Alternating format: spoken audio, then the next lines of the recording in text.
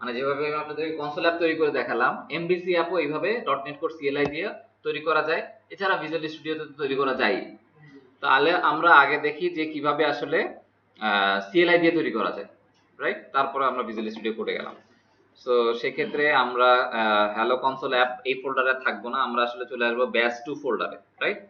এবং এখানে আমরা একটা ফোল্ডার বানায় নিয়ে ওই ফোল্ডারের ভিতরে আমরা আমাদের নতুন যে প্রজেক্ট আছে সেটা আমরা বানায় ফেলবো। ক্লিয়ার? তাহলে আমরা আসি, সিডি দিয়ে ডট ডট দেওয়া মানে হচ্ছে এক ফোল্ডার আপে যাব। আমি যেটা বলছিলাম, একটা ডট মানে কি সেম ফোল্ডার, দুইটা ডট মানে কি এক ফোল্ডার আপ।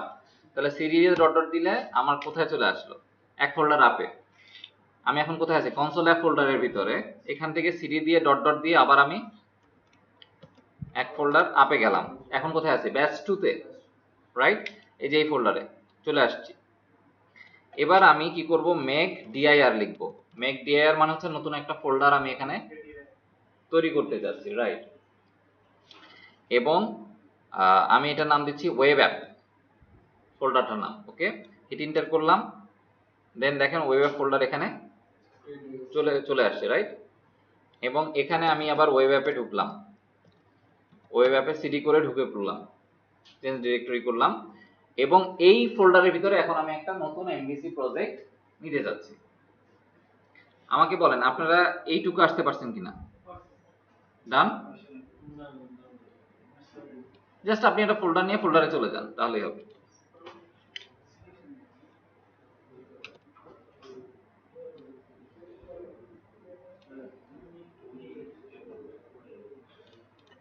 আগের মতোই কমান্ড ডট নেট দিয়ে শুরু হবে, যেহেতু ডট নেট কোর অ্যাপ্লিকেশন। তারপরে লিখবো কি? নিউ। এমভিসির জন্য দেখবেন ওইখানে লিস্ট করা আছে, যেখানে সেখানে লেখা আছে এমভিসির জন্য এমভিসি লিখতে হয়। ASP dot net core MVC project যদি আমি নিতে চাই, right? So MVC, then output hello, আমি এটার নাম দিলাম হ্যালো এমভিসি অ্যাপ।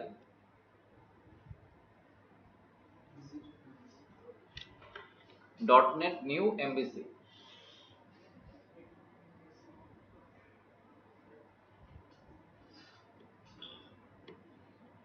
ডান?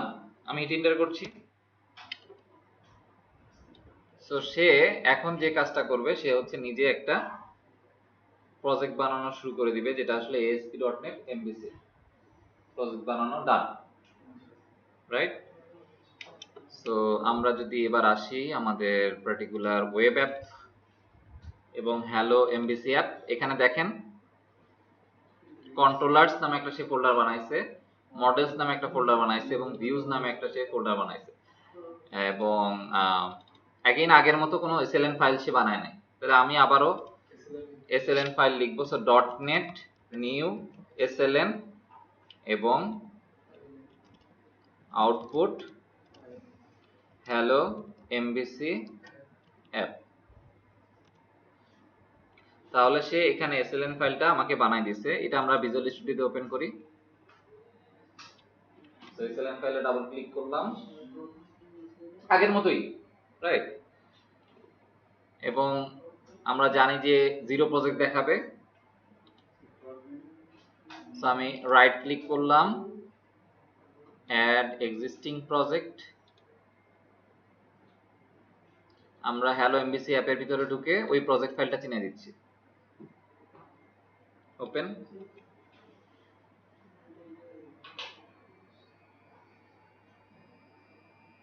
এই সেম কাজটাই আমরা করতে পারতাম ফাইলে গিয়ে, যদি ভিজুয়াল স্টুডিওতে ওপেন করতে চাইতাম, ফাইলে গিয়ে new project ASP.NET MVC 4 MVC যদি আমি সিলেক্ট করতাম, একই কথা, রাইট? রাইট, 4 MVC সিলেক্ট করতে হবে। ASP.NET 4 MVC যেটা, ওটা সিলেক্ট করবেন। এই পর্যন্ত কি আমরা আসতে পারছি সবাই?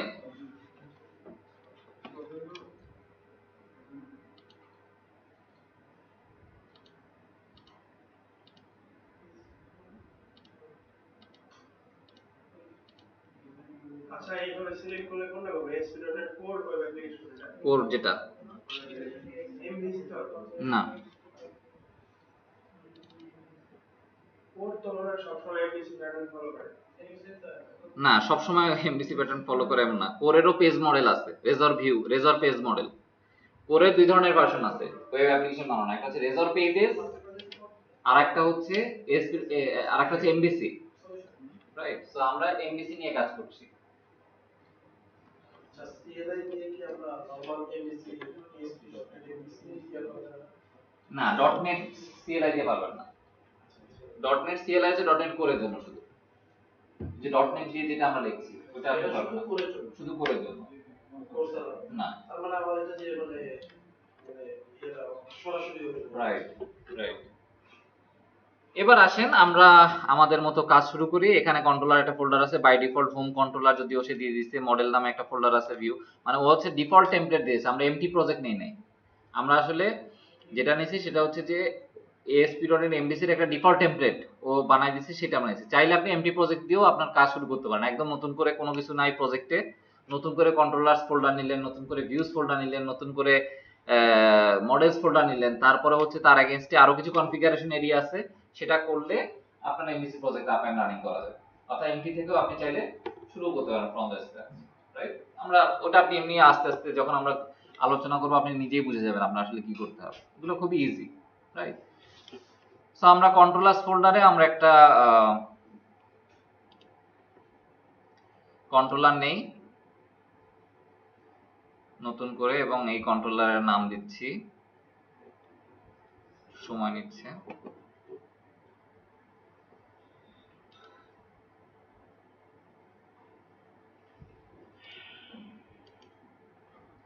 add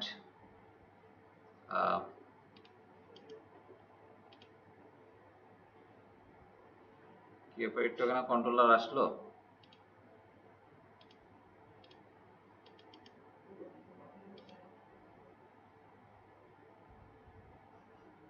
কন্ট্রোলার, এবং আমি কন্ট্রোলারের নাম দিচ্ছি হচ্ছে, এটা যদিও রিশার্পারের কারণে আসছে, বাট হ্যাঁ হ্যাঁ হ্যাঁ এমটি নেবেন। এখানে আমার এমনি সাজেশনে প্রথমে আসছিল, এখন দেখি যে আবার হাওয়া হয়ে গেল। আপনাদের কি কন্ট্রোলার আসছে এখানে? ওকে, তাহলে আমার এটার কারণে হয়তো ইয়ে হচ্ছে। যাই হোক, আপনি একটা নেন, কন্ট্রোলারের নাম নেন হচ্ছে আপনার মতো একটা নাম দিতে পারেন, অথবা আমরা যদি এখান থেকেই শুরু করি যে trainee controller, right? So trainee controller, এবং একটা জিনিস মনে রাখবেন, কন্ট্রোলারের নামের শেষে অবশ্যই কন্ট্রোলার শব্দটা থাকতে হবে, না হলে ও বুঝে না, এটা হচ্ছে কনভেনশন, রাইট? তো আমি ট্রেইনি কন্ট্রোলার বলে একটা কন্ট্রোলার নিলাম, ওকে।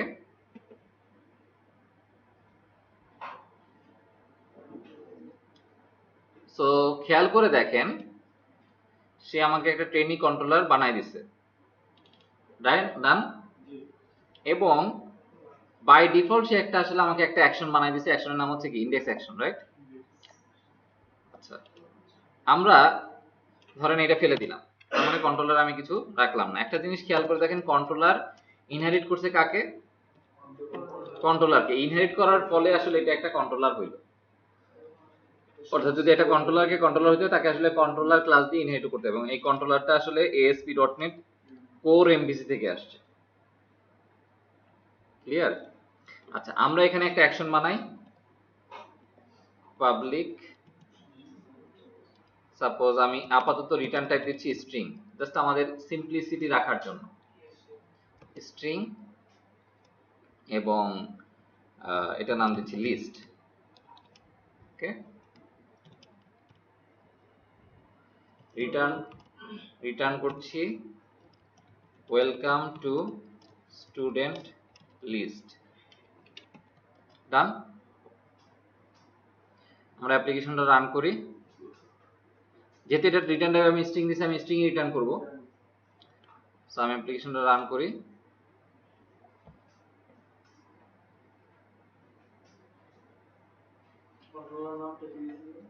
Trainee controller.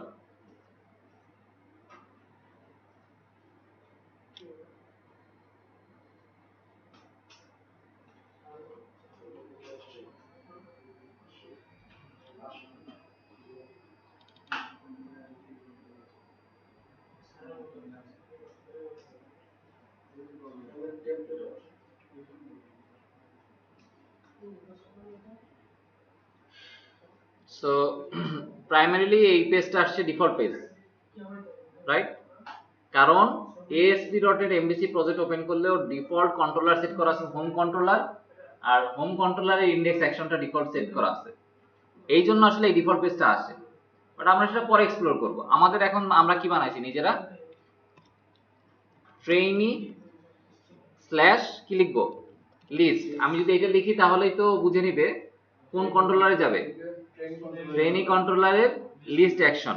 হিট এন্টার, আসছে যে টেক্সটটা লিখছিলাম, কোনটা, কন্ট্রোলার, ওকে। এবার এটা তো আমাদের একটা মানে অ্যাকশন রিসিভিং এরিয়া, বুঝতেই পারতেছেন। আচ্ছা, এখানে ধরেন আমি সাপোজ এই মেথডের নাম আমি একটু চেঞ্জ করে দিই, হ্যাঁ, তাহলে আমাদের আসলে ওই স্টোরিটার জন্য সুবিধা হবে। প্রথমে লিস্ট না দিয়ে আমি ধরেন এটার নাম দিচ্ছি এন্ট্রি। তার মানে কি, আমার এখানে কাজ হচ্ছে স্টুডেন্ট এন্ট্রি করা, am I right?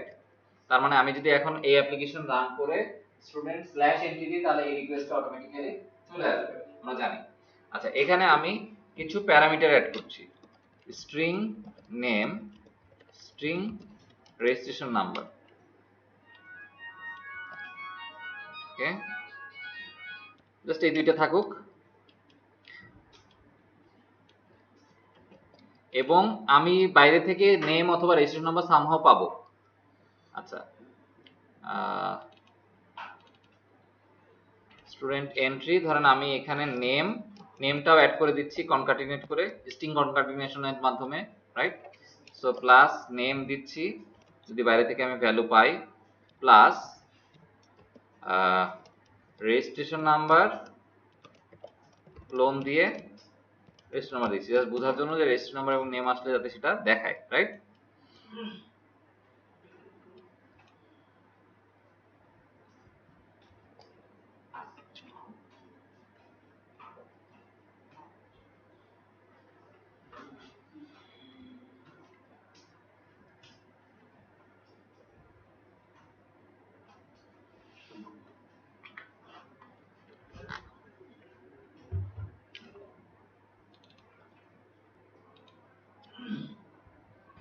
So question mark দিয়ে name equal to value and register number equal to value.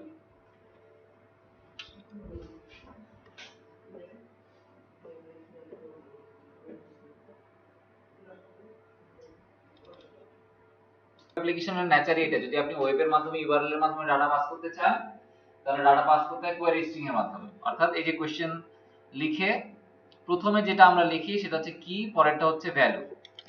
আমি এক ক্লিক নিয়ে আসি,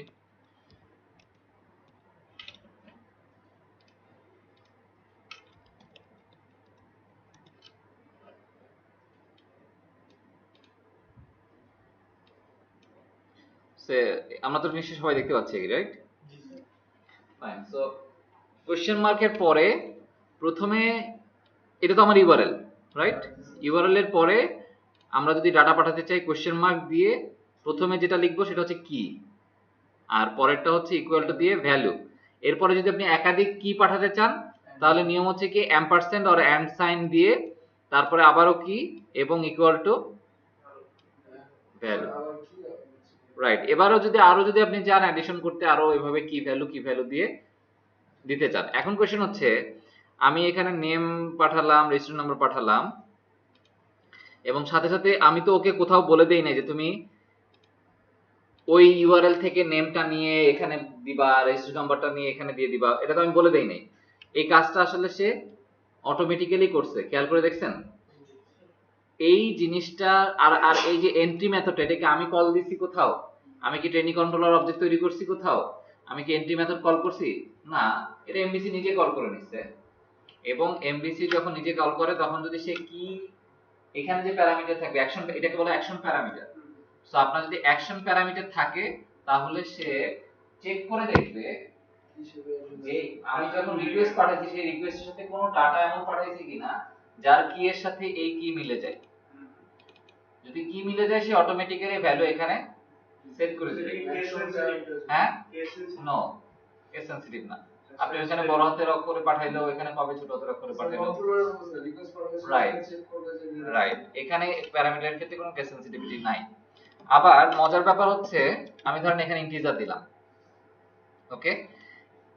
এবার একটা জিনিস খেয়াল করে দেখেন, আমি বিল্ড করব এবার উইদাউট, যখন আমরা ডিবাগ করব তখন আমরা ডিবাগিং মোডে বিল্ড মানে ওপেন করব। স্টার্ট উইদাউট ডিবাগিং একটা অপশন আছে দেখেন, এতে দিয়ে সুবিধা হবে আপনার বারবার রান করা লাগবে না। আপনি কোড চেঞ্জ করতে পারবেন, যদি কোড চেঞ্জ করেন বিল্ড করলেই অটোমেটিক্যালি সার্ভারে আপডেট হয়ে যাবে। ক্লিয়ার? তাহলে আমি স্টার্ট উইদাউট ডিবাগিং করছি, কিবোর্ড শর্টকাট হচ্ছে কন্ট্রোল F5। সো আমি এই যে এবার রান করলাম, আমি আর সেকেন্ড টাইম কিন্তু বারবার রান করব না, মানে আপনারা যে বারবার রান করার যে ঝামেলা এটা আর লাগছে না, রাইট? এরপরে আসেন আমি এখানে লিখব trainee/entry দেন এটা। So, এখন রেজিস্ট্রেশন নাম্বার কত আসছে? 1। কেন? আমি তো পাঠাইছি 001, যেহেতু আমি ইন্টিজার দিয়েছি তার মানে কি অটোমেটিক্যালি ইন্টিজারে কনভার্ট করছে। বুঝা যাচ্ছে কি? আচ্ছা ধরেন আমি দিলাম ABC, এবার ও কি করবে? 0, রাইট? মানে সে চেষ্টা করছে রেজিস্ট্রেশন নাম্বারের সাথে এটা ফিট করার জন্য, রেজিস্ট্রেশন নাম্বারের সাথে সে ফিট করতে পারে নাই, সে বাই ডিফল্ট যে ভ্যালু সেটাই সে রেখে দিছে। আচ্ছা ধরেন আমি রেজিস্ট্রেশন নাম্বার এই ফিল্ডটাই দিলাম না, তাহলে সে কি করবে? বাই ডিফল্ট যেটা আছে সেটাই সে রেখে দিচ্ছে। বাট ASP.NET MVC তে এটা কিন্তু এরর পাঠাইতো, নাল রেফারেন্স এক্সেপশন বা এরকম, বিকজ বাই ডিফল্ট এটা আসলে ওরা খুব রিসেন্টলি আপডেট করছে, রাইট? বাই ডিফল্ট ইন্টিজার তো নাল দিতে পারে না। সো বাই ডিফল্ট যদি আপনার কোনো কারণে, যেমন ধরেন আমি নেম পাঠালাম না, তাহলে ও ওই নেম যে প্যারামিটার আছে সেখানে বাইন্ড করবে হচ্ছে নাল। বুঝাচ্ছি কি? এই যে নাল, এখানে নাল বাইন্ড করার কারণে নাল যদি আমি স্ট্রিং এ কনভার্ট করি তাহলে বাই ডিফল্ট ওটা হয় এমটি স্ট্রিং, এই কারণে এখানে কোনো কিছু দেখাচ্ছে না। তার মানে কি এমভিসি তে যদি কোনো কি ভ্যালু পেয়ারে ম্যাচ করে ভ্যালু সেট করবে প্যারামিটারে, যদি ভ্যালু ম্যাচ না করে সে কি সেট করবে? নাল সেট করবে। আচ্ছা এটা কি বাই ডিফল্ট যে রাউটারটা আছে রাউটারটা ই করতেছে? রাউটারের কাজ শুধুমাত্র ডিরেক্ট করে দেওয়া যে ওই কন্ট্রোলারে ওই অ্যাকশন কল হবে।